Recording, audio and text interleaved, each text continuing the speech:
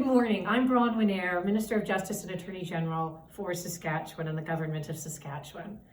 The government, in collaboration with Stops to Violence, has proclaimed October 24 to 28 as Saskatchewan Violence Prevention Week 2022. Saskatchewan Violence Prevention Week is designed to raise awareness and prevent interpersonal violence and abuse. This year's theme, It Starts With You, is a call to action, asking all of us to do our part to end violence and abuse in our communities. Interpersonal violence and abuse include physical acts of violence, acts of intimidation, emotional, psychological, and financial abuse. All of these forms of violence and abuse can be devastating and have lifelong impacts on victims, their families, and communities. Interpersonal violence and abuse have immeasurable human and social costs on individuals, families, and communities.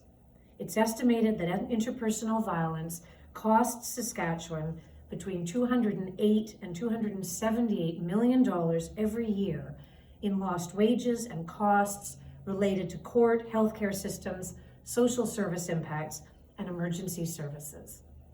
This year, the Government of Saskatchewan has committed $24 million to fund intervention and prevention supports across the province. This funding includes resources for innovative programs such as Family Intervention Rapid Support, or FIRST.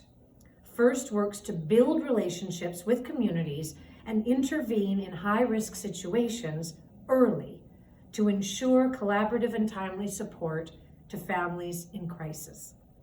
The FIRST program was initially established in Kindersley in the fall of 2021 and recently expanded to the communities of Moose Jaw, Estevan, Weyburn, Carlisle, and Nipawin. This week, I ask that everyone take some time to learn, know the signs of, speak up, act, and be the change that's needed to end interpersonal violence and abuse in Saskatchewan. On behalf of the Government of Saskatchewan, I extend my thanks to Stops to Violence for their ongoing work to prevent interpersonal and gender-based violence and abuse in the province. I also want to thank the community service providers who support families experiencing violence, and to the families, friends, and neighbors for taking action to prevent it. To learn more about interpersonal violence resources in your community, visit facetheissue.ca, call or text 211, or visit saskatchewan.ca. Together we can create safer communities where everyone can live free from violence.